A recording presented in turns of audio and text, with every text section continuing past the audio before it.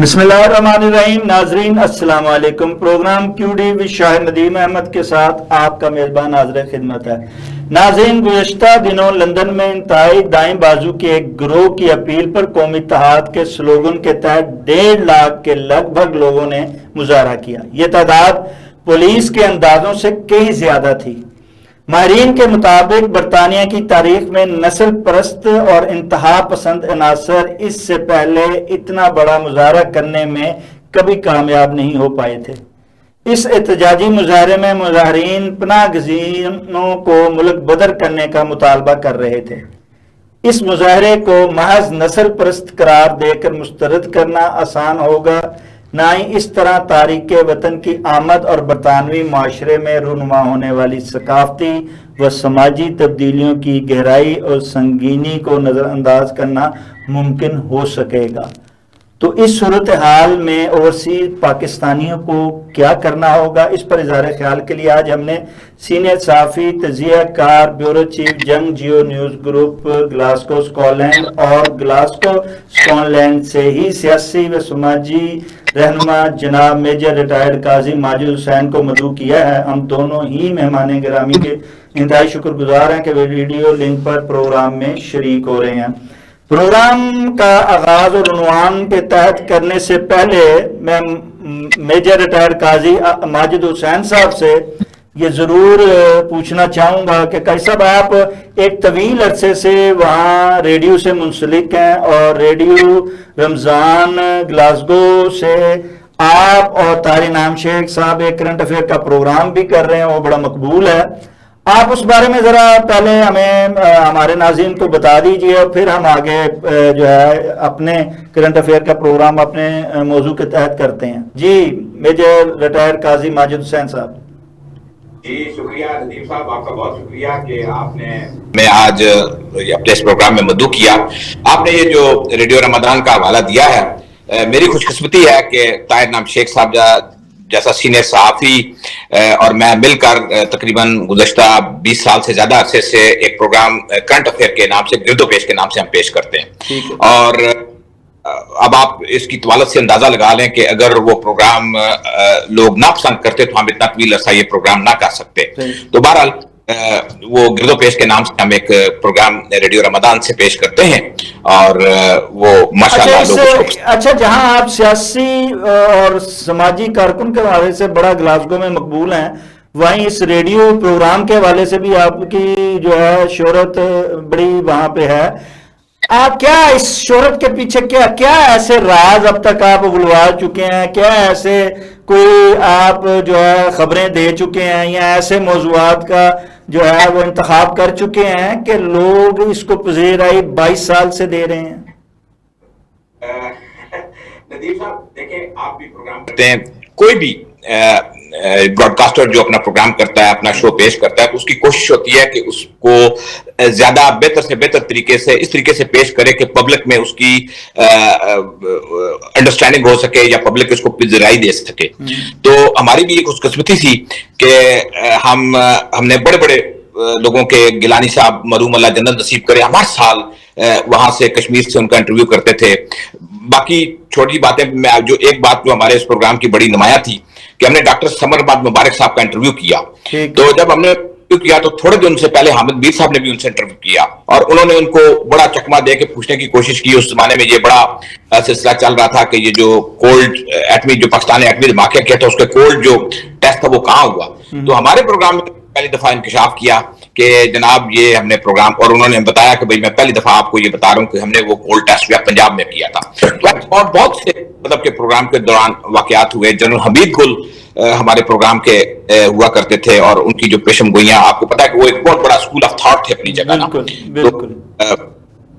پاکستان کے سارے بڑے بڑے صحافی, تو وہ ہمارا چونکہ پروگرام کا ایک شوق ہوتا ہے کہ ہم اس کو لوکل اپنی یو کے کی اور پاکستان کی ساری خبریں, اور وہ ہماری نسل, چونکہ یہاں اس قسم کے بہت پروگرام کم ہوتے ہیں لیکن جو ہماری جو نسل ہے وہ ضرور یہاں رہتے ہیں. ہم جو لوگ پاکستان میں پیدا ہوئے, پلے بڑے یہاں, اس کے بعد آئے, ہمارا آج بھی پاکستان سے بڑا تعلق ہے اور وہ اس قسم کی خبریں سننا چاہتے ہیں. جب ہم اس قسم کا مطلب کہ ان کو معلومات مہیا کرتے ہیں تو وہ بڑے شوق سے سنتے ہیں. تو یہ اس کی ویسے بھی برطانیہ میں جو ہے اسکاٹ لینڈ میں ریڈیو بڑا شوق و ذوق سے سنا جاتا ہے. عام ڈرائیو پہ یا گاڑی میں یا ہر جگہ جو ہے وہ ریڈیو سنا جاتا ہے. تو لازمی بات ہے کہ جب آپ ریڈیو پہ ایک اتنا طویل عرصے سے پروگرام ہو رہا ہو تو لازمی بات. اچھا جب یہ پروگرام ہے تو کیا آپ نے اس میں کبھی کوئی نسل پرستی کے حوالے سے بھی کوئی پروگرام آپ نے اس میں کیے ہیں اور اس میں بتایا ہے, لوگوں کو آگاہی دی ہے کہ اس میں بتدریج اضافہ ہو رہا ہے؟ میری بڑی خوش قسمتی ہے کہ شیخ صاحب جو میرے ساتھ کو پریزنٹر ہوتے ہیں, شیخ صاحب ماشاءاللہ بہت پڑھے لکھے اور ان کی حالات حاضرہ پہ بڑی کمانڈ ہوتی ہے. مطلب آپ جیو ٹی وی میں دیکھ لیں کہ کوئی دن خالی نہیں ہوتا کہ طاہر نام شیخ صاحب کی خبر نہ ہو. دیکھیں یو کے بہت بڑا ہے, مطلب کہ سارے, لیکن طاہر نام شیخ صاحب کی ہر روز خبر شامل اور نہیں ہوتی ہے جی, گھسی پٹی نہیں ہوتی, نئی خبریں ہوتی ہیں اور واقعی خبریں ہوتی ہیں, کوئی بیانات نہیں ہوتے. نہیں اس میں نولٹی ہوتی ہے, اس میں نولٹی ہوتی ہے. ورنہ پاکستانی صحافی برطانیہ میں بالخصوص خبروں پہ گزارا, بیانوں پہ گزارا کرتے ہیں اور کہتے ہیں یہ خبر ہے اور تقریبات کرتا ہے. جی ہاں. تو بہرحال وہ ہم مطلب کہ کوئی بھی اس قسم کا جو ٹاپک ہوتا ہے وہ ہم اس کو ضرور ٹچ کرتے ہیں اور اس پہ ہم تبصرہ بھی کرتے ہیں. اور میں نے وہی آپ کو بتایا کہ خوش قسمتی ہے کہ طاہر نام شیخ صاحب کے پاس اتنی معلومات ہوتی ہے کہ ہم کوئی بھی پروگرام جہاں سے بھی شروع کر لیں. میں آپ کو بتاؤں کہ کئی دفعہ ایسے ہوا ہے کہ ہم نے کسی مہمان کو پاکستان سے یا دنیا کے کسی حصے سے, تو وہ لنک کا آپ کو پتا جب ہوتا ہے تو کئی دفعہ لنک کا مسئلہ بن جاتا ہے. جی بالکل. اور ہم بیٹھ کے ایکسٹمپول بات کی ہے اور شیخ صاحب اس کو اس ایسا طریقے سے بیان کرتے تھے کہ کسی کو نہیں پتا ہوتا تھا کہ یہ تیاری کے ساتھ آئے یا بغیر تیاری کے یہ پروگرام کی.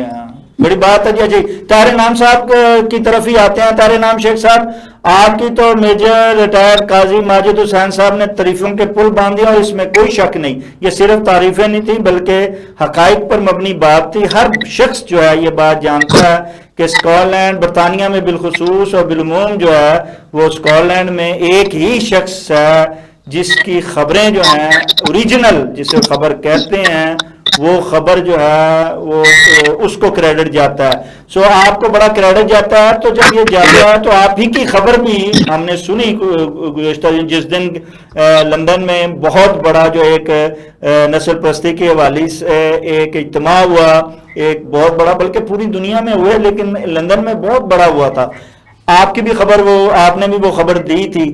کیا وجہ ہے یہ نسل پرستی کا جو یہ ناسور ہے یہ کم ہوتا جا رہا تھا, ایسا لگ رہا تھا کہ یہ ختم ہو جائے گا, لیکن یہ جب ایک دم ابھر کے سامنے آیا ہے تو سارے کمیونٹی نہیں پاکستانی لوگ بھی پریشان ہو گئے ہیں کہ یہ یار کیا ہو گیا. ایک دم دنیا میں یہ لوگوں اور چیزوں کو کہنا شروع ہو گئے کہ ان کو باہر نکالا جائے. ایسا کیوں ہوا, پہلے تو یہ بتائیے, اور اس کے پیچھے کیا عوامل ہیں؟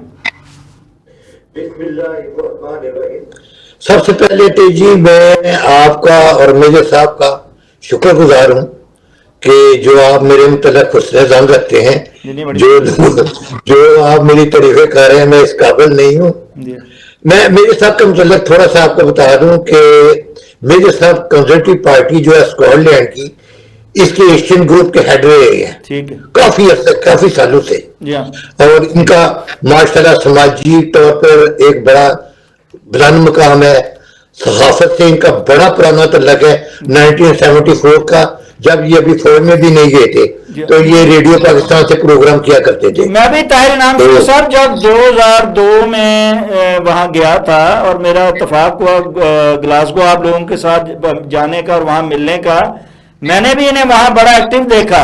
آپ کو, ان کو, چوائس سرور کو, ایک گروپ تھا یہ بڑا جو تھا, اس میں آپ لوگ بڑے متحرک تھے. جی بالکل آپ صحیح فرما رہے ہیں. جی ہاں, سارے جو جتنے بھی دوست ہیں سبھی کی کنٹریبیوشن تھی ہماری یہ اسکاٹ لینڈ کی سوسائٹی میں. سرور صاحب کو ایم پی بنانے میں سارے پاکستانیوں کا حصہ تھا. آپ نے جو کوشچن کیا ہے کہ ریسزم کم ہوتی جا رہی تھی, لیکن کیا ہوا ہے ایک دم کہ یہ دوبارہ اتنی زیادہ بڑھ گئی ہے. تو اپنا شاید صاحب, ہم جو لوگ ہیں, ہماری یہ چوتھی پانچویں نسل ہے, اور اب ماشاءاللہ جو ہمارے بچے ہیں یہاں سے پڑھ کے یہاں سے ٹریننگ لے کے زندگی کے ہر شعبے میں بڑے اچھے عہدوں پہ جا رہے تھے. میرے صاحب کے بیٹے نے ماشاءاللہ اسی سال وہ انجینئرنگ میں پوری یونیورسٹی میں ٹاپ کیا ہے جی. اور بڑی اچھی پوزیشن پہ اب ان کی جاب ہو گئی ہے. تو کیا ہوا کہ لوگ اب چونکہ ہمیں ایکسپٹ کرنا شروع ہو گئے تھے, ہماری ایک کنٹریبیوشن تھی سوسائٹی میں جسے اپریشیٹ کیا جاتا تھا. ایم ایچ ایس جو ہے یہ تو چل ہی ہمارے سر پہ رہی ہے. تو 5,500 ڈاکٹر ہیں جو مسلمان اور پاکستانی ہیں, ہزاروں کی تعداد میں نرسری اور دوسرا عملہ ہے. ہوا یہ جیسے کہ آپ کو پتہ ہے کہ پہلے جب یورپین ہوئی تھی امیگریشن بریگزٹ سے پہلے, تو اس میں یہ جو رومانیہ چیکوسلوواکیا اور وہاں سے جو گورے امیگرینٹس آئے انہوں نے آ کے ان میں زیادہ تر جو لوگ ہیں نا وہ کرمنل نکلے. انہوں نے فراڈ کرنا شروع کر دیا, گڑبڑ کرنا شروع کر دی, لوگوں کو تنگ کرنا شروع کیا. تو اس کے نتیجے میں بریگزٹ ہوا. ورنہ بریگزٹ ہمارے لیے بڑا اچھا تھا, لوگ خلاف نہیں تھے, لیکن وہ جو بوڑھے لوگ تھے وہ سمجھ رہے تھے کہ ان لوگوں نے آ کے ہمارے معاشرے کو تباہ کر دیا ہے. اب کیا ہوا ہے, ایک نئی لہر اٹھیا دوبارہ امیگرینٹس کے متعلق. یہ 2 طرح کی امیگریشن ہے. ایک امیگریشن ہے جو لیگل ہے, لیگل امیگریشن کے لوگ خلاف نہیں تھے. یہ جو چھوٹی کشتیوں پہ لوگ آ رہے ہیں, یہ جو انلیگل امیگریشن ہے, ان کی وجہ سے لوگوں میں یہ تاثر پیدا ہوا ہے کہ جی ہمیں تو وہ سہولتیں نہیں ملتی ہیں جو ان کو مل رہی ہیں. یہ لوگ جو ہیں ان کو ہوٹلوں میں ٹھہرایا جا رہا ہے, 2-3 اسٹار ہوٹل میں. اس کے علاوہ ان پہ بے شمار اخراجات ہو رہے ہیں. ان کی وجہ سے ہمیں جاب نہیں مل رہی ہیں, یہ ہمارے ملک کو کھا رہے ہیں, تباہ کر رہے ہیں. اس وجہ سے لوگوں میں نئے سرے سے یہ امیگرینٹس کے خلاف ایک نیا تعصب پیدا ہوا ہے. مجھے اس کنٹری میں 77 کے اینڈ میں آیا تھا, تو مجھے تقریباً کہہ لیں 46-47 ایئرز ہو گئے ہیں. میں نے اتنا بڑا جلوس امیگرینٹس کے خلاف اپنی زندگی میں کبھی نہیں دیکھا جو کہ لندن میں ہوا تھا. طاہر انعام شیخ صاحب, آپ کہہ رہے ہیں کہ وہ جو یہ اب جو نسل پرستی کی زیادہ ہوا چلی ہے وہ چلی ہے کشتیوں میں آنے والے ان لیگل لوگوں کی یا ایسے لوگوں کی. لیکن جس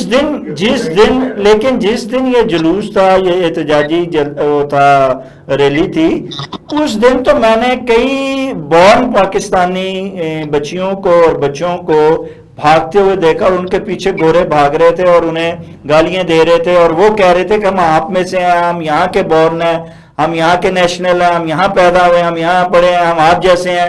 لیکن وہ انہیں گالیاں دے رہے تھے اور انہیں کہہ رہے تھے کہ ہمارے ملک سے نکل جاؤ. یہ صورتحال جو ہے ہم نے اس کی جی شاید صاحب وہ کہتے ہیں نا گیہوں کے ساتھ گڑ بھی پیس جاتا ہے, ٹھیک ہے نہ گڑ کے ساتھ گیہوں بھی پیس جاتا ہے. جی وہ جو مثال ہے جی بالکل, تو وہ صورتحال ہو گئی ہے. اب وہ جو لوگ ہیں وہ انہوں تفریق نہیں کر سکتے کہ یہ کون سے لوگ ہیں, انلیگل ہیں یا لیگل ہیں, تو وہ سبھی کو ایک جیسا سمجھ رہے ہیں. ٹھیک ہے, وہ نفرت کا جو نشانہ ہے وہ ہم بھی بن رہے ہیں جو قانونی طور پہ آئے تھے, جنہیں یہاں آئے ہوئے 40-45 سال ہو گئے ہیں.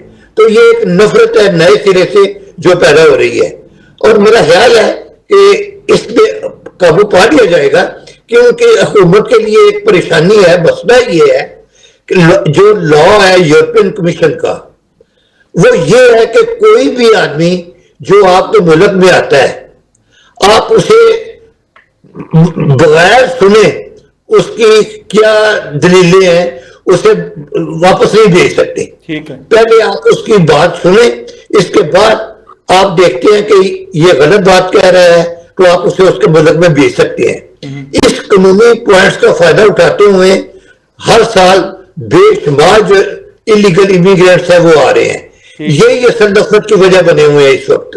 لیکن جو اس کے مقابلے میں جو انتہائی دائیں بازو کی پارٹی ہے جس کا نائجل فراج ہے, وہ اب بڑی تیزی سے آگے آ رہا ہے, اور اس کا کہنا یہ ہے کہ ہم ان کو آنے ہی نہیں دیں گے, हम यूरोपियन यूनियन का कन्वेंशन जो है उससे इंसानी हकूक का हम उससे निकल जाएंगे, हम इनके फंड्स बंद कर देंगे, हम इनके जो होटल है वो बंद कर देंगे, हम इनको वापस करेंगे। जैसे अभी फ्रांस के साथ एक मुआहदा हुआ है 1 in 1 out, जितने भी लोग फ्रांस से आएंगे छोटी कश्तियों पे, एक बर्तानिया में रहेगा और एक को वापस भेजा जाएगा, फ्रांस उसे लेगा। तो ये 1 साल का अभी एक मुआहदा है, देखें इसके क्या रिजल्ट निकलते हैं, क्या फ्रांस इस पे कायम भी रहता है या नहीं। जी तो असल में जो वजह बनी है जी जी जी जी मेजर साहब को भी लेते हैं। मेजर साहब, आपने ये सुना कारी साहब, ताहिर इनाम शेख साहब ने बड़ा वाज़ेह तौर पे एक नक्शा पेश किया, लेकिन इसके साथ साथ जैसे एक अवामिल तो ये हैं कि वाकई जो है एक बड़ी तादाद पूरी दुनिया में जा रही है नॉन इमिग्रेंट की, और ये लोग इनलीगल हैं, और ये इनलीगल लोगों की वजह से उन पे एक दबाव आ रहा है, और दबाव की वजह, अच्छा, लेकिन पहले एक सियासी पार्टी ओवरसीज को सपोर्ट करती थी, एक सियासी पार्टी जो थी वो मुखालफत करती थी, एक जो थी वो दरमियाना रहती थी, वो मुखालफत भी कभी कर लेती थी कभी। इस बार कुछ ऐसा सिलसिला शुरू हो गया अब कि अब तो तीनों पार्टियों में ये आवाज उठनी शुरू हो गई है कि ओवरसीज को जो है उनके बारे में गौर किया जाए और इन्हें निकाला जाए, चाहे उसमें इलीगल है या लीगल है, इन सारों पे जो है अब बात होना शुरू हो गई है तीनों पार्टियों में।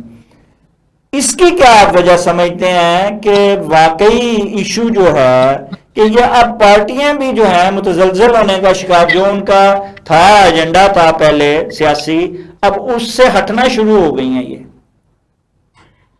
नदीम साहब, शेख साहब ने बड़े अच्छे तरीके से इसकी बैकग्राउंड थोड़ी सी बयान की है, लेकिन मैं थोड़ा सा इससे पीछे भी चला जाऊंगा।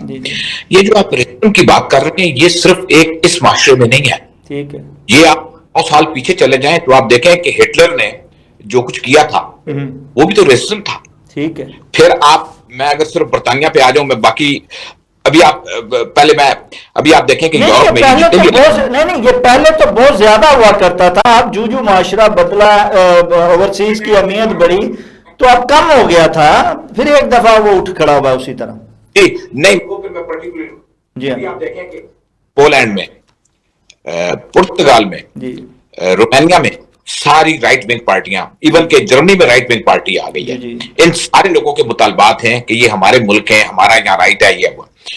मैं बरतानिया की बिलखसूस बात करूंगा कि आप देखें कि बरतानिया में यह सूरत हाल है कि बरतानिया में सेकेंड वर्ल्ड वॉर के बाद यहां तो मर्दों की इतनी किल्लत हो गई थी कि यहां काम करने वाले लोग ही नहीं रहे थे, ठीक है। हमारे एशियन लोगों ने यहां आके इनकी सनत चलाई, कैरिबियन से आके लोगों ने इनकी ट्रांसपोर्ट चलाई, हम उस वक्त इनकी जरूरत थी, ठीक है।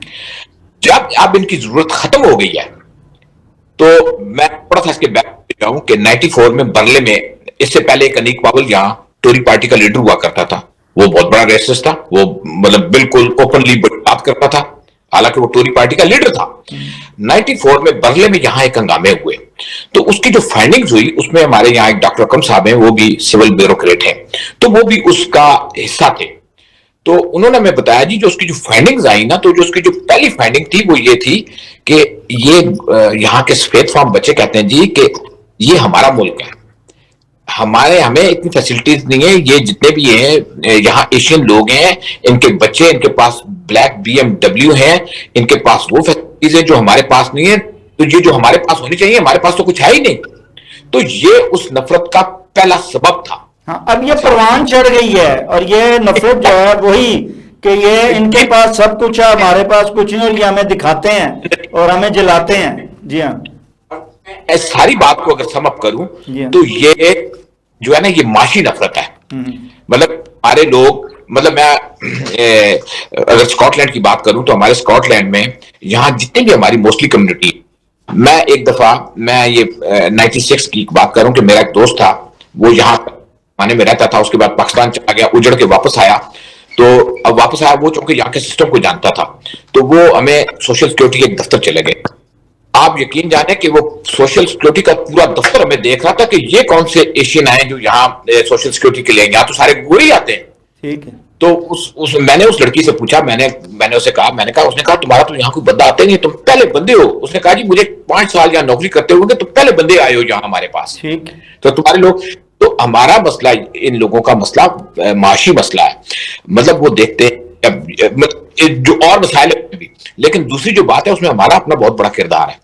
ہم لوگوں ہمارا جو کردار ہے وہ ٹھیک نہیں ہے. آپ دیکھیں کہ ہم جو آبادی کے لحاظ سے ہماری یہ جو یہاں پاپولیشن زیادہ لوگ ہمارے کرائم میں ملوث ہیں.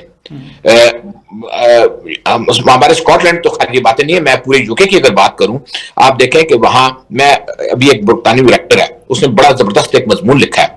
اس نے کہا جی کہ میں ایک ایسے شہر میں آ گیا ہوں کہ جہاں عورتوں نے بڑے عجیب و غریب قسم کے اپنے منہ چھپائے ہوئے ہیں اور مردوں نے بڑے عجیب و غریب قسم کے جبے پہنے ہوئے ہیں اور وہ کسی سے بات تک نہیں کرتے.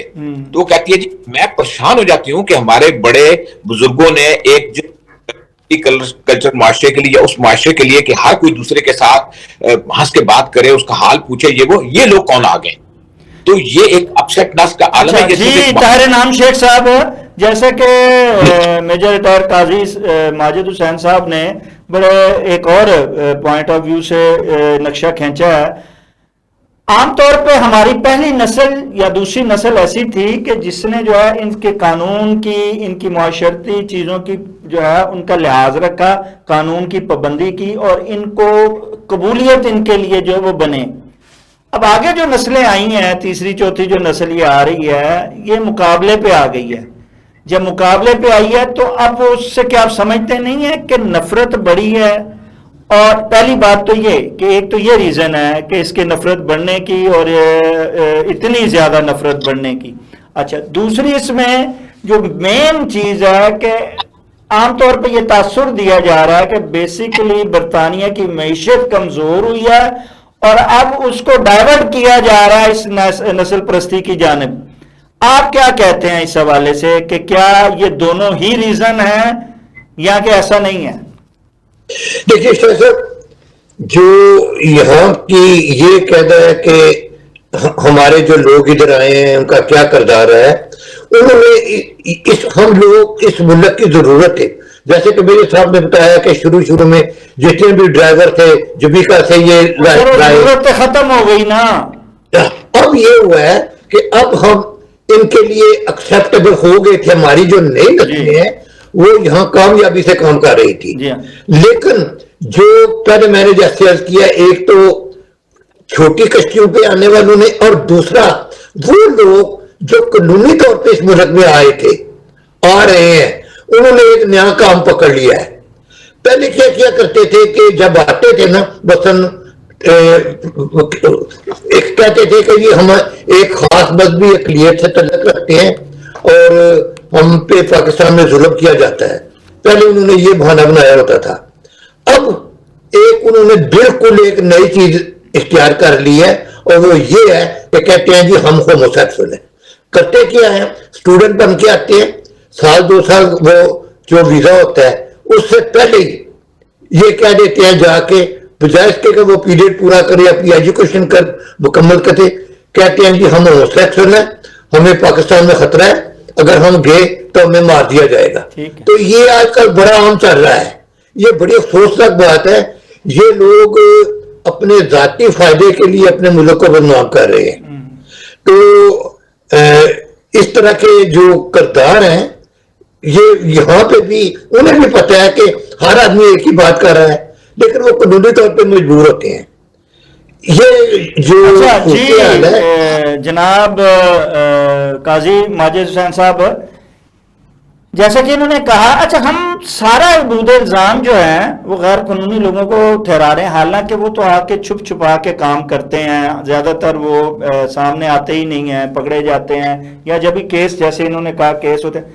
لیکن میں نے جو دیکھا ہے وہاں پہ, اور عام طور پہ ایک تاثر بھی ہے کہ جو لیگل لوگ ہیں زیادہ کمپٹیشن ان کا, ایک تو پڑھ لکھ کے جو لوگ ہیں وہ کمپٹیٹر بن گئے ہیں, ان کے جو وہاں پڑھے لکھے ہیں ان کے کمپٹیٹر ہیں. پہلی بات تو یہ ہے کہ ان کو مات دے رہے ہیں, ان سے آگے بڑھ کے آ رہے ہیں, ان سے اچھی جاب لے رہے ہیں, ان سے اچھا کما رہے ہیں. ایک تو یہ ریزن ہے. دوسری ریزن یہ ہے کہ ہمارے نئی نسل میں سے ہی جو لیگل ہیں وہ ڈرگ مافیا سے منسلک ہو گئے ہیں. 2 اور اچھا تیسری وہ ہیں جو وہاں بدماشیاں کر رہے ہیں, جنہوں نے سوسائٹی کا رہنا دوبر کر دیا ہوا ہے, وہ وہاں گنڈا گردی کر رہے ہیں. اب یہ جو یہ نسل ہے، اور وہ پڑھے لکھے بھی زیادہ نہیں ہیں، وہ ان کالوں سے، نیلوں سے، پینوں سے مل کے انہوں نے گروہ بنائے ہوئے ہیں. اب یہ جو 3-4 چیزیں ہیں بیسک اگر دیکھا جائے تو زیادہ انتشار کا باعث یہ بنتے ہوئے دکھائی دیتی ہے وہ نئی نسل ہے. جہاں وہ پازیٹیو کردار ادا کر رہی ہے وہاں اس کا زیادہ نیگیٹو. آپ کیا کہتے ہیں قاضی ماجد حسین صاحب؟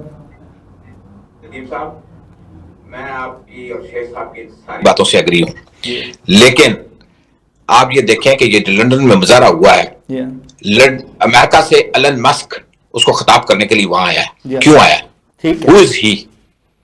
یہ جناب یہ ایک بین الاقوامی ایجنڈا ہے. ٹھیک ہے. آپ دیکھیں کہ یہاں جو پاکستانی ہیں وہ تقریباً 16 لاکھ ہیں، 20 لاکھ سے زیادہ انڈین، بنگلہ دیشی یا دوسرے لوگ ہیں. لیکن وہ لوگ یہ صرف پاکستانی ہیں جو اپنی شناخت علیحدہ برقرار رکھ رہے ہیں. ٹھیک ہے. انڈین یہاں بالکل بلیا بیٹ ہو کے رہتے ہیں، بڑے ڈاؤن ٹو ارتھ ہو کے رہتے ہیں، وہ ان کے غلام بن کے رہنے کے لیے تیار ہیں جس طرح مڈل ایسٹ میں وہ رہتے ہیں. یہ پاکستانی ہیں جو جہاں بھی جاتے ہیں وہ اپنی آئی ڈی کو برقرار رکھتے ہیں. ہمارا پہلا کام ہوتا ہے ہم اپنی مساجد بناتے ہیں، ہم اپنے لیکن پھر اس میں ہماری جو کچھ ایکٹیویٹیز ہیں وہ اوور اینڈ ابو ہو جاتی ہیں. لیکن میں جو آپ کو بات، جو میرا پوائنٹ آف ویو ہے وہ یہ ہے کہ یہ ساری باتیں اپنی جگہ ہیں کہ ہمارے لوگ جرائم میں بھی ہیں، یہاں بڑے بڑے اور بھی لوگ جرائم کرنے والے ہیں، سارے ہیں، کیونکہ ہم اقلیت میں ہونے کی وجہ سے زیادہ ہائی لائٹ ہو جاتے ہیں. لیکن یہ ایک بین الاقوامی ایجنڈا ہے. میں نے جو آپ کو اس کی مثال دی کہ ایلن مسک کا کیا تعلق ہے کہ امریکہ سے آ کے وہ اس ریلی سے خطاب کرے. ٹھیک ہے. اچھا میں آپ کو اگلی بھی بتا دوں بات. یہ لندن میں انہوں نے اپنی اس میں بہت بڑے پیسے انوالو ہوئے جو بڑے بڑے لوگوں نے لگائے. اسکاٹ لینڈ میں اس سے یہ لاسٹ سیٹرڈے کو یہاں اسکاٹ لینڈ میں مظاہرہ تھا، لیکن یہاں یہ شیخ صاحب نے میں نے بھی مشورہ دیا تھا کہ آپ وہاں نہ جائیں، کوئی ایسی نازیبا حرکت نہ ہو جائے، کیونکہ وہ لوگوں کے ساتھ کر رہے تھے، لیکن ان کے 40 یا 50 سے زیادہ آدمی نہیں تھے. لیکن اس کے مقابلے میں دوسرے لوگ بھی وہاں اکٹھے تھے، کچھ 200-250 سے زیادہ وہاں لوگ ہی نہیں تھے. ٹھیک ہے. تو مطلب ان کا یہاں مظاہرہ بالکل ناکام ہو گیا. اس سے پہلے ان کے مظاہرے یہاں اسکاٹ لینڈ میں کامیاب ہوئے ہیں، مطلب کامیابی سے کہ انہوں نے 300-400 بندے اکٹھے کر لیے تھے، لیکن اس دفعہ ان کے 40-50 ان کے بینر اٹھانے والے پورے بندے نہیں تھے. تو میرا عرض کرنے کا مطلب یہ ہے کہ یہ ایک ایجنڈا ہے، اس کو آپ صرف برطانیہ پہ محدود نہ رکھیں. جہاں تک برطانوی حکومت کا تعلق ہے، لاسٹ دسمبر میں پرائم منسٹر نے پارلیمنٹ میں آفیشلی یہ بات کی. اس نے کہا دیکھیں آپ کہتے ہو کہ بھائی یہ فارنر ورکر آ گئے، جو اس نے کہا ان کے بغیر ہمارا کام ہی نہیں ہو سکتا. انہوں نے کہا جی کہ اگر آپ نے ملک میں چاہتے ہو کہ مطلب کہ بھائی یہ لوگ فارنر نہ آئے تو آپ اپنا کام کریں. انہوں نے اس کے لیے ایک ادارہ بنایا، اس کے لیے فنڈنگ کی. اس نے کہا جی لیکن بیسیکلی اب یہاں جو لوکل کمیونٹی ہے وہ کام ہی نہیں کرنا چاہتی. لیکن جی وہ تو ابھی تو ان کے آورز، یہ شیخ صاحب آپ کو زیادہ بہتر چیز کے بتائیں گے کہ ابھی ایک نیا تجربہ ہو رہا ہے کہ یہاں 5 دن کام بجائے 3 دن کام کا تجربہ ہو رہا ہے. وہ کہہ رہے ہیں کہ 4 دن کرو. اور ابھی اسکاٹ لینڈ ہمیشہ تجربہ گاہ رہا ہے، اس کا پہلا تجربہ اسکاٹ لینڈ میں کیا گیا. تو وہ کہتے ہیں جی کہ اس سے تو بڑی ایفیشنسی بڑھی ہے. ابھی آنے والے دنوں میں یہ پورے یو کے میں وہ نافذ کرنے کے لیے جا رہے ہیں کہ آپ ہفتے میں 4 دن ریسٹ اور 3 دن صرف کام کریں گے، 32 گھنٹے صرف کام ہوگا. طاہر انعام شیخ صاحب وقت کم ہے تو کہ موجود ہے، میں کہہ رہا ہوں سارے ٹاپک پہ بات ہو سکے. جی طاہر انعام صاحب میں یہ پوچھنا چاہ رہا ہوں آپ سے کہ جہاں یہ سارے عوامل ہیں، ایک عوامل اور بھی ہے جس پر ہم کم توجہ دیتے ہیں، وہ یہ ہے کہ یہاں برطانیہ میں بالخصوص ہم پاکستانی سیاست کا بڑا پرچار کرتے ہیں، اور وہاں ہم اس کو بڑا جو ہے نا ہم نے اٹھایا ہوا ہے، پاکستانی سیاست کو دفاتر بنائے ہوئے ہیں، جھنڈے لگا رہے ہیں، احتجاج کر رہے ہیں، استقبال کر رہے ہیں، یہ بڑا کچھ ہو رہا ہے. یہ بھی جو ہے وہ انگلش کمیونٹی کے لیے جو ہے وہ بڑا جو ہے ناقابل قبول ہے. لیکن اس کے باوجود ہم جلوس بھی نکالتے ہیں، ہم سارے کام کر رہے ہیں وہاں پہ، عید میلاد النبی سے لے کے، اور ساروں کو سیاسی رنگ دے دیتے ہیں، ہر جلوس کو یا ہر ریلی کو. سو یہ جب ہو رہا ہے تو کیا آپ سمجھتے نہیں ہیں کہ اس سیاسی انتشار نے بھی نسل پرستی کو ہوا دینے میں اپنا ایک جو کردار ہے، جیسے دوسری چیزوں کا ہے جس پہ آپ اور قاضی ماجد حسین صاحب نے واضح طور پہ نشاندہی کی ہے، کیا یہ بھی ایک عوامل اس میں شامل نہیں ہے؟ جواب دینے سے پہلے میں اس سے پہلے جو بحث چل رہی تھی یہ ریسزم کے متعلق، اس میں ایک بات عرض کروں گا کہ جب لندن میں مظاہرہ ہوا تو میں بہت زیادہ پریشان ہو گیا تھا. ٹھیک ہے کہ شاید ہمارے لیے کوئی بڑا برا وقت آنے والا ہے. لیکن یہ جو اسکاٹ لینڈ میں مظاہرہ ہوا ہے اس میں خیال تھا کہ اس میں ہزاروں لوگ ہوں گے ان کی طرف سے جو اینٹی امیگرینٹس ہیں، لیکن اللہ کا شکر ہے کہ وہاں بہت ہی کم لوگ آئے.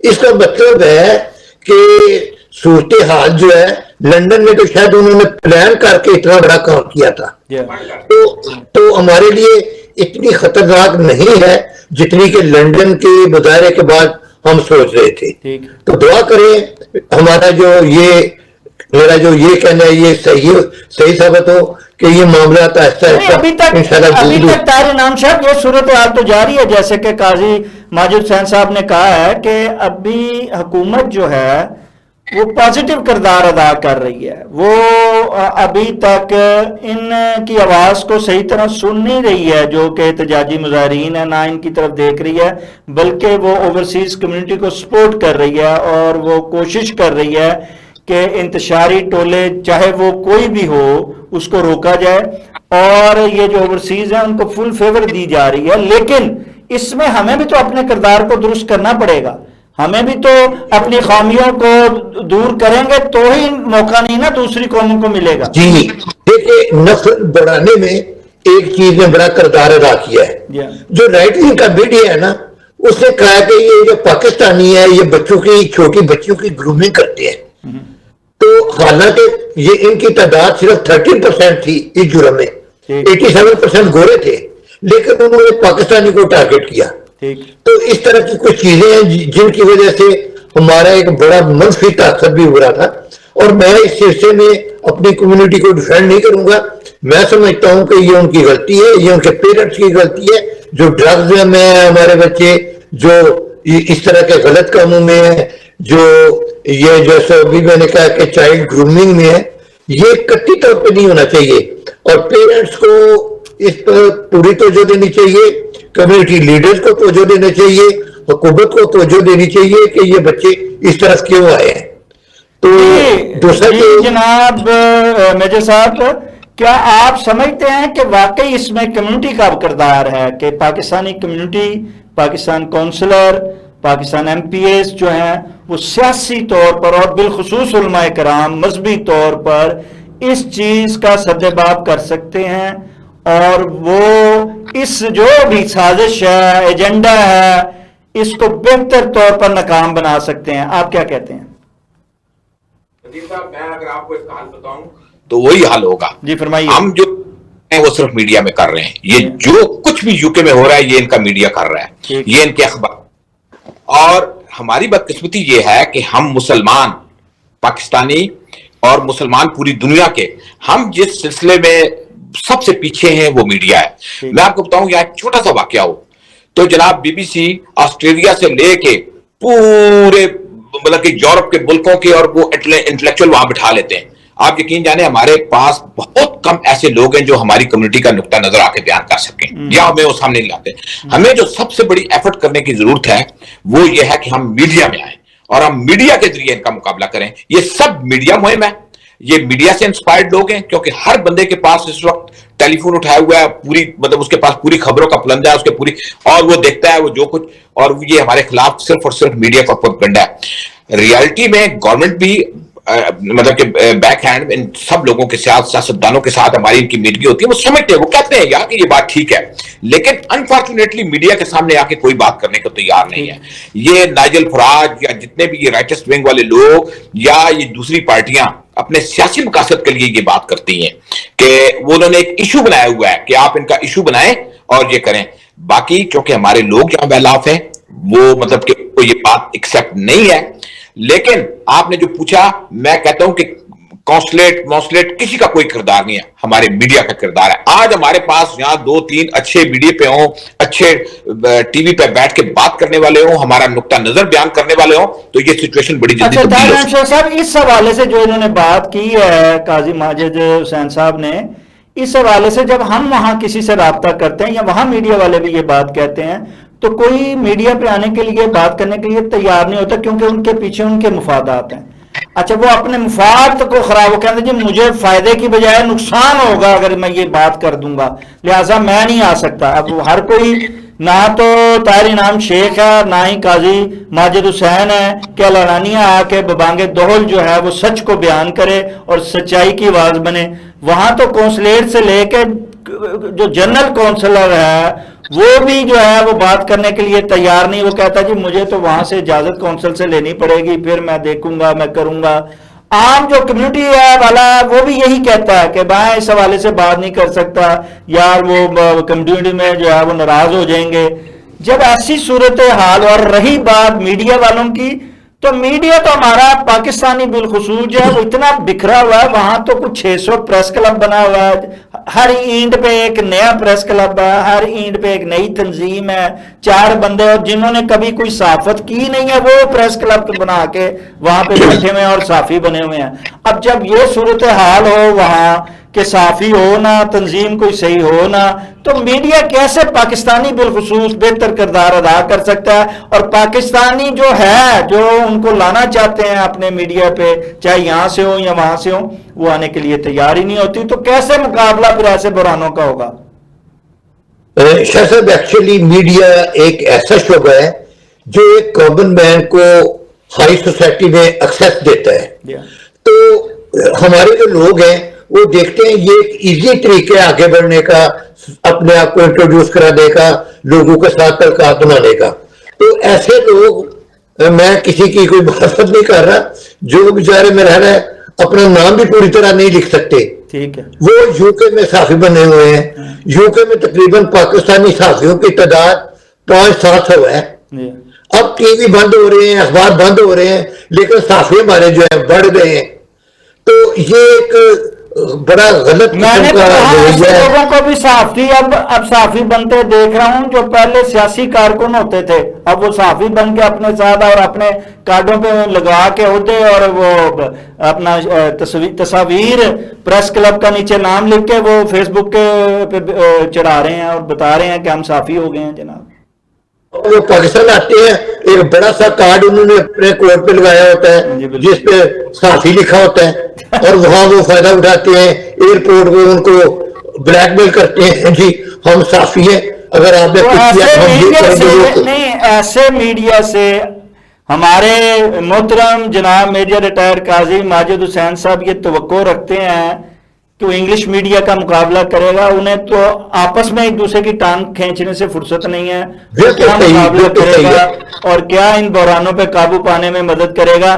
میں قاضی ماجد حسین صاحب, وقت بہت قلیل ہے, میں آپ سے چلتے چلتے اس ٹاپک پہ ضرور پوچھنا چاہوں گا کہ وہ بات رہ بھی گئی تھی کہ سیاست جو ہے پاکستانی سیاست انگلینڈ میں نہیں ہونی چاہیے تھی, وہاں کی سیاست میں حصہ لینا چاہیے تھا اور وہاں بہتر کردار ادا کرنا چاہیے تھا اور ایسے بحرانوں کا مقابلہ کیا جانا چاہیے تھا. لیکن ہم لوگوں نے پاکستانی سیاست کو بھی وہاں جو ہے وہ گاڑے رکھا اور اسی میں زیادہ ایکٹیو نظر دکھائی دیتے ہیں, یہاں تک کہ ہمارے اس سیاست کی وجہ سے ہمارے یہاں کے حکمران بھی وہاں جا رہے ہوتے ہیں. امریکہ رکتے ضرور برطانیہ, اور وہاں 2-3 تقریریں کیے بنا, جلسے جلوس کیے بنا وہاں سے جاتے نہیں ہیں. ان کا سٹاف بن گیا ہوا, بلکہ سارا جو نیگیٹیوٹی سیاست ہے اس کا آغاز ہی برطانیہ سے شروع ہوتا ہے. آپ کیا سمجھتے ہیں؟ اب ہمارے وزیر اعظم شہباز شریف صاحب معاہدہ کر کے عرب ممالک سے دفاعی آپ جا رہے تھے امریکہ, لیکن وہ رکے ہیں انگلینڈ میں, برطانیہ میں, اور وہاں انہوں نے اوورسیز سے تقریر بھی کی, اوورسیز کو سہانے ایک دفعہ پھر خواب بھی دکھائے ہیں, اوورسیز فاؤنڈیشن بھی بڑی وہاں متحرک نظر آئی ہے. آپ کیا سمجھتے ہیں ان کا وہاں رکنا جو ہے یہ واقعی اوورسیز کے لیے تھا یا وہ اس کے حوالے سے تھا, دفاعی معاہدے کے حوالے سے تھا, یا اس سے پس پردہ کوئی اور سیاسی ایسا کوئی ایجنڈا ہے جس کے لیے انہیں وہاں رکنا پڑا؟ آپ کے پاس کیا اس حوالے سے کوئی خبر ہے؟ جی میں آپ کو اس بات کو 2 حصوں میں تقسیم کر کے, پہلا حصہ اس کا جو آپ نے صحافت کی بات کی ہے, یہ جتنے لوگ یہاں پاکستانی سیاست کرتے ہیں, صحافت کرتے ہیں, صحافت کے نام پہ انہوں نے روپ ڈالا ہوئی, یہ سب اپنے ذاتی مفادات کی ان کی جنگ ہے. وہ کہ ہمارے یہاں کے ساتھ تعلقات بنے, پاکستان میں جا کے ان سے کوئی فائدہ اٹھائیں یا یہاں کمیونٹی میں چودھری بنے پھریں.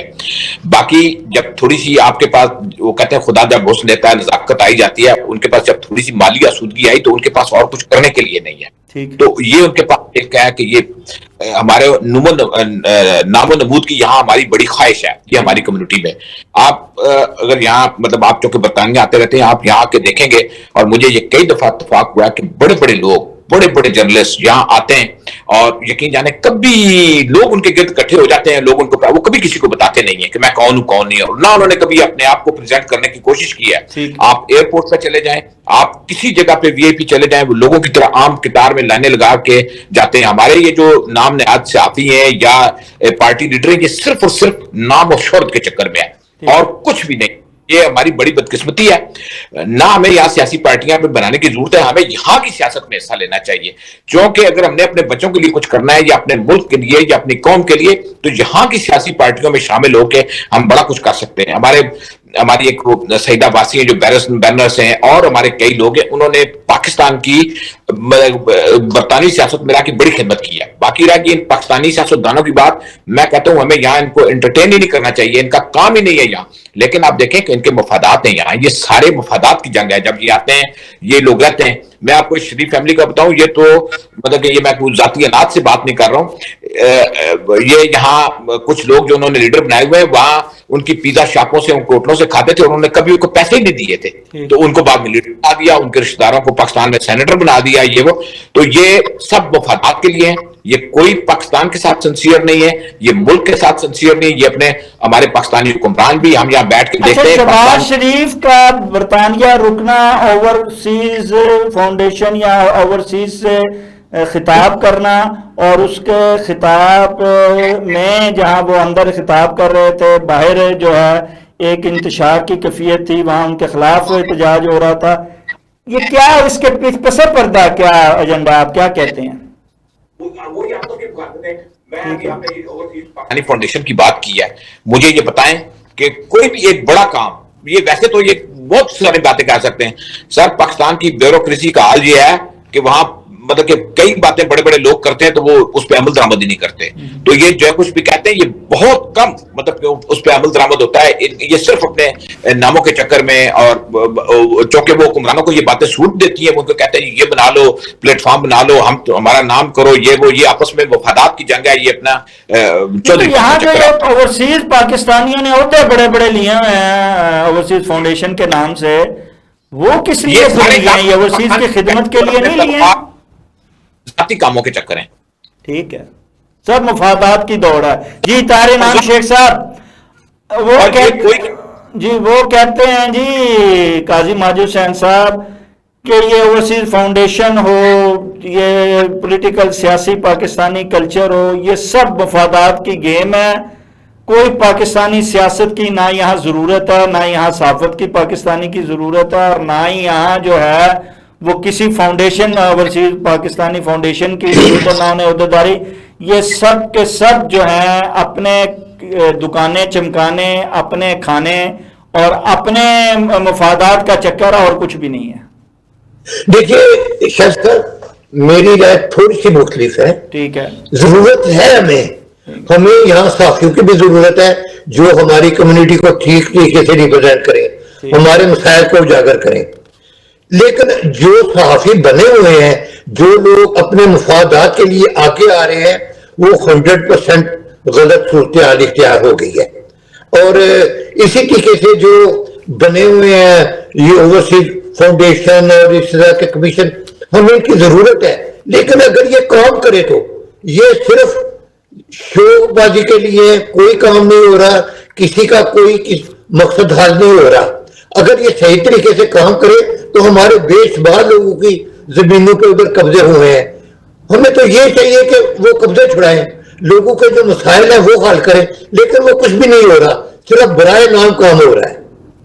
ندیم صاحب میں تھوڑی سی ایڈ آن کر لیتے ہیں. میں نے جو آپ سے عرض کیا تھا کہ ہمارے صحافی, ہمیں جو چاہیے نا یہاں یو کے میں, ہمیں چاہیے کہ یہاں کے بورن بوٹ اپ, یہاں کے ایکسنٹ میں انگلش بولنے والے بچے جن کو ہم تیار کر کے میڈیا پہ جائیں, وہ ہماری بات کریں. میں آپ کو مثال دیتا ہوں, یہ الجزیرہ میں یہ جتنی بھی ٹیم ہے, وہاں نیوز ٹیم, وہ تک ہمارے گلاسگو کے بچے ہیں. یہ آپ کو پتا جب اسکاٹ لینڈ کا یہ ووٹ ہو رہا تھا تو یہ نیوز فیک تھی, لیکن چونکہ صحافی کا حق ہوتا ہے, انہوں نے اپنا ایک تجزیہ بیان کیا کہ ہمیں یہ نظر آتا ہے کہ اسکاٹ لینڈ میں جو یس کے ووٹ ہیں کہ بھائی ہم علیحدہ ہونا چاہتے ہیں وہ 52% ہوں گے اور دوسرے 48% ہوں گے. اس ایک خبر نے راتوں رات یہاں تلکا مچایا اور پورے یو کے کی انتظامیہ ہل گئی اور جناب انہوں نے کام کرنا شروع کر دیا کہ وہ نیگیٹو میں جائے. تو میرا کہنے کا مقصد یہ ہے کہ صحافی کا بہت بڑا کردار ہے، لیکن ہمیں وہ بچے چاہیے کہ جو آ کے ان کی لینگویج میں، ان کی ایکسنٹ میں، مطلب میں یا طاہر انعام شیخ صاحب جتنی مرضی انگریزی بول لیں، ہم ان کی ایکسنٹ میں یا ہم ان کو نہیں بات سمجھا سکتے. ہمیں وہ نوجوان تیار کرنے کی ضرورت ہے، اور جو ہمارا ریڈیو رمضان ہے ہم نے اس کے پلیٹ فارم سے ان بچوں کو تیار کیا ہے. حمزہ یوسف ہمارا ریڈیو رمضان کا پروڈکٹ تھا. مطلب آپ بڑے آپ دیکھیں کہ یہ اسلام چینل اور یہ جتنے بڑے چینل چلانے والے یہ سارے تقریباً یہاں گلاسگو کے ٹرین کیے ہوئے ہمارے اس کے بچے ہیں. تو ہم نے طور پہ کام شروع کیا. ہم یہ چاہتے ہیں کہ یو کے لیول پہ کام ہو.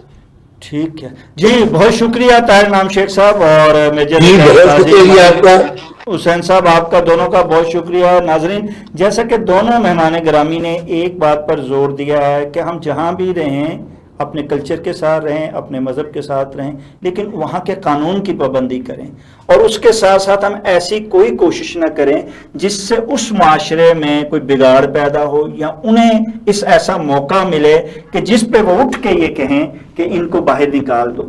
اس میں جہاں کوئی بھی بیرونی ایجنڈا اس میں شامل ہو، لیکن وہ تبھی بیرونی ایجنڈا شامل ہوتا ہے جبکہ ہم کسی کو موقع دیتے ہیں، اور ہم موقع دے رہے ہیں. ہمیں سب سے پہلے اپنے گریبانوں میں جھانکنا ہوگا اور پھر خود کو درست کرنا ہوگا، اور جب ہم خود درست کر لیں گے، اپنے رویوں میں تبدیلی لے آئیں گے، تو پھر ہمیں کہیں سے بھی کوئی نکال نہیں سکتا، کیونکہ ہم ان کی ضرورت کل بھی تھے، آج بھی ہیں، اور انشاءاللہ کل بھی رہیں گے. ناظرین، اس کے ساتھ ہی پروگرام کا وقت ختم ہوا چاہتا ہے. اپنے میزبان شاہد ندیم احمد کو اجازت دیجیے. آپ کا، ہمارا، ہم سب کا اللہ نگہبان.